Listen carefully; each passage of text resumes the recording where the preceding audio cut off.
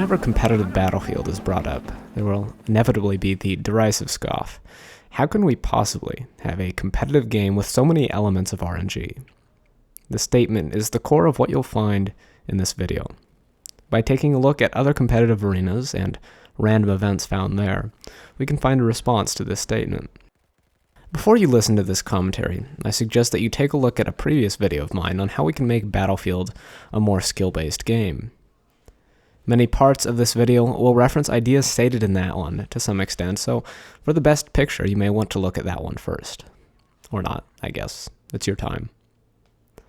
I want to talk to you guys about three things today: Pokemon, Battlefield, and poker.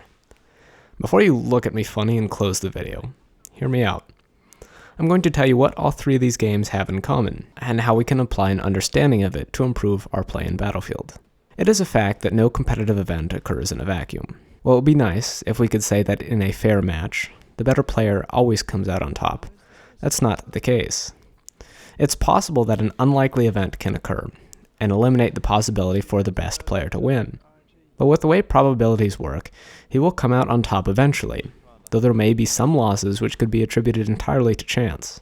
Something cited frequently by those who do play competitive Battlefield is the frequent occurrence of an improperly placed red dot, yielding a kill anyway due to random deviation. This isn't a good argument to change any of the game mechanics. The distribution of shots within the cone of fire is not uniform, it is biased toward the center. While it is possible to secure a kill with an aim that's off, it's less likely to occur than if you had centered the crosshair properly. Reliance on the random number generator to fix your aim for you isn't going to consistently reward. It may work once or twice, but Battlefield games, due to the ability of the players to respawn, are almost never won or lost as a result of 2 kills alone. Ultimately, if a team relies on a bullet spread to fix problems with their aim, they will probably lose, as repeatedly leaving the engagement to chance is not a good way to play. Something we'll discuss more later is this. A major part of skill is the ability to minimize the odds of something unfavorable happening, and minimize the impact of a negative random event. A bad player relying on deviation to gain a kill may win a 1v1 over a player with superior aim, but over the course of the tournament, there are hundreds, if not thousands, of kills. At the end of the day, the player who is less reliant on favorable odds will be the most successful. Unless you're Matt Cawthon. This brings me to my discussion of Pokemon. For the uninitiated, I'll give you a really quick overview of the competitive scene, since the words competitive and Pokemon put together often results in head scratching. While most people remember the game as something they played in their childhood, growing out of it sometime during high school, others, such as myself, grew into it rather. I want you to completely forget the fact that this game was a single-player game. We're focusing entirely on the PvP aspect of it, which actually has significantly more followers than the competitive scene of any Battlefield game. The game is centric around the individual rather than a team. Since all matches are 1v1, it's easy enough to see who is the best individual player. With that established, I can say what I was originally going to, and it might make a little more sense than it would have otherwise. Chance and probability play an unambiguously large role in Pokemon, but not every loss or win, especially at the top level, can simply be summed to the 30% chance to flinch from Rock Slide or 25% chance full paralysis. While we do see confusion-inducing moves among many top teams, these are mostly used as a way to force the opponent to play in a certain way. And if the 50-50 odds they induce were incredibly effective, we'd see teams consisting of nothing but Swagger Thundurus, Swagger Klefki, Swagger Leopard, and Swagger Sableye, and there would be some random 12-year-old in the top cut at Nationals, instead of the 6 or 7 players we see there consistently every year. So there's your evidence that a game can be RNG heavy and still very competitive. 1 or 2 games can be won or lost to luck, but over the course of 50 or more games, the better players tend to come out on top. How would you feel if each of your bullets had a 10% chance to do no damage? That's the chance of a rock slide missing. Or what if each of your bullets had a 30% chance to cause your opponent's next bullet to do no damage? That's the chance of Iron Head causing a flinch. While these numbers seem hideous to play around, it's apparent that people do it, and very successfully at that. We can look to a game that is even more reliant on chance for a better illustration of the issue. Poker is almost entirely reliant on luck, yet there are those that are able to win consistently. They don't win every hand, but at the end of the night, players that are good at poker will have more than they did before. In this case, playing the game successfully involves minimizing the negative effects of random events. The same is true for those that successfully play Battlefield. part of being good is found in ensuring that even if all the rolls go to the favor of your opponent, the engagement still goes to you. Whenever I find myself angry with the game for hacks, or a guy with a semi-auto shotgun kills me at 50 meters, or the guy with the bolt-action sniper rifle manages to no-scope me at 15 meters, I remind myself that the idea of luck is simply taking probability personally. In every case where I have been hacked to death, there has been an alternative solution to the engagement that would not have put me into a position where an unlikely, fatal event could happen. In the case of the shotgun, I had peeked all the way into the open rather than using a head glitch I had immediately available. In the case of the bolt action, I had gotten 4 body shots. Any of them could have been headshots, and had I been more diligent with my aim, I would have won the engagement. While it was unlikely that my opponents would have won in either of those situations, the fact remains that they did, and different plays on my part would have prevented that. Sometimes, though, there simply isn't anything you can do. This is a part of life. Sometimes things happen that you have absolutely no control over, and the existence of these in-game does not preclude it from being highly competitive. I have an anecdote that I think illustrates this nicely. Cycling is a highly competitive sport. I don't see anyone arguing that it has significant elements of luck and is thus uncompetitive, but sometimes things happen that you have no control over. A friend, a previous Masters Nationals winner, and a fantastic time trialist, was riding in a race in Washington. It was the final downhill sprint, and it was down to the last 5 or 6 guys. At this point, there's absolutely no way he can lose. He's huge for a cyclist, and a downhill sprint is pretty much the perfect environment for him to succeed. On the last kilometer or so of the course, a dog runs into the road, he hits it, breaks his back, and doesn't get the win. There was absolutely no reason that he shouldn't have won, but he didn't, because an extremely unlikely event happened. You guys need to remember that, in whatever field you compete in, sometimes things that you have no control over will happen. Back to Battlefield. Random spread is probably the best way to balance a weapon, since it puts a hard cap on the effective range of each weapon. In Battlefield games, this is the fundamental method by which the weapons are balanced. If you find that the effective damage output of a weapon at a certain range is ineffective, then you need to move to a lower rate of fire step.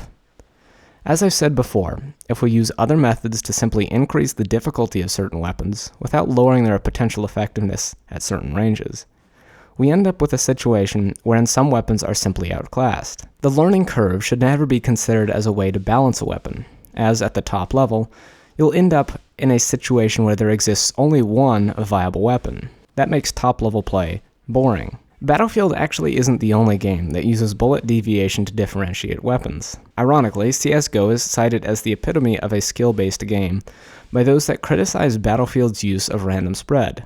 In addition to the predictable recoil patterns, CSGO does have spread increase per shot. The 5th shot from an AK will not be as accurate as the first. This is a form of random deviation, which is, for whatever reason, so hated in Battlefield. The weapons are also not always pinpoint accurate. When moving, they gain a significant amount of spread, and even when perfectly stationary, they are not perfectly accurate. I generally do not see people arguing that it is problematic that weapons in CSGO are not particularly accurate when strafing. So why is the idea that the AEK being less accurate than the QBZ so polarizing? In the former game, it prevents the player from moving quickly and shooting reliably, while in the latter, it prevents the AEK, which is significantly better in close quarters, to be better at range. Random events can be seen as a way to balance aspects of the game without resulting to the idea of the skill ceiling. Rather than using a difficulty to balance aspects of a weapon, we can put hard caps on its effectiveness. It's pretty indisputable that a metagame lacking diversity is a boring one, and at the top level we would find a very monotonous game, where every player is using the same set of tools to succeed if we used the skill ceiling to balance. If anything, balance using RNG can be seen as a more skillful option, as it assumes every player has mastered the game mechanics. By balancing around at the highest level, the low and mid-level can fall into place automatically. In the case of Battlefield, it is true that an AEK can be sprayed with positive results, but it will be inconsistent. Since we're not going to revert to the completely broken heavy barrel mechanics of Battlefield 3, why not use something like the AK-12 or QBZ, which reward accuracy significantly? There exist accurate weapons in Battlefield, but none of them are the weapons that are used most frequently by those who complain about randomness. Ultimately, random events are not detrimental to a competitive game, nor does RNG preclude a game from being competitive. In many areas where top players can succeed, we can see that chance has an enormous impact on the outcome of certain parts of the game, and we can also see that top-level players are able to manage how negative events affect them. As a player, you need to recognize that unlikely events can happen, but it's also important not to base your gameplay on these events.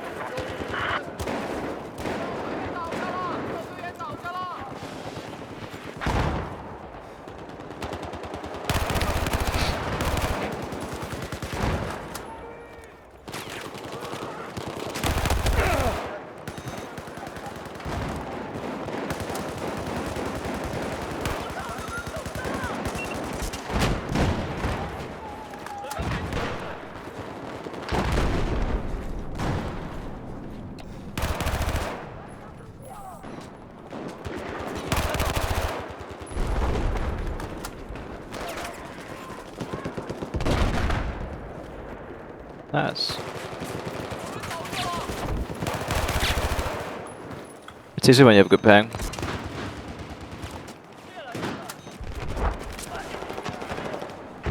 Oh, don't you find it really fun getting like one shot by shotguns from 2 meters?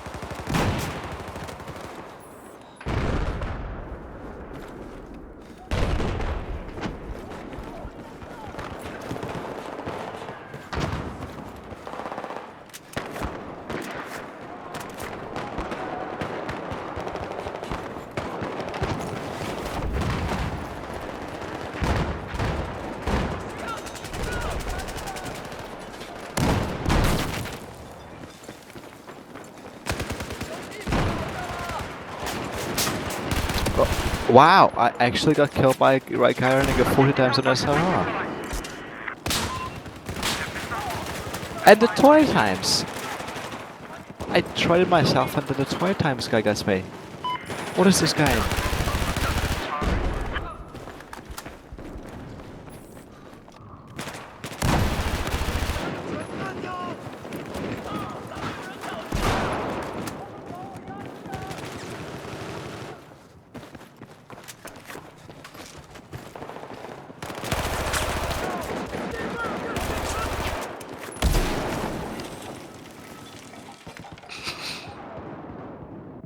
How did it feel to get outplayed? Must feel bad to get outplayed.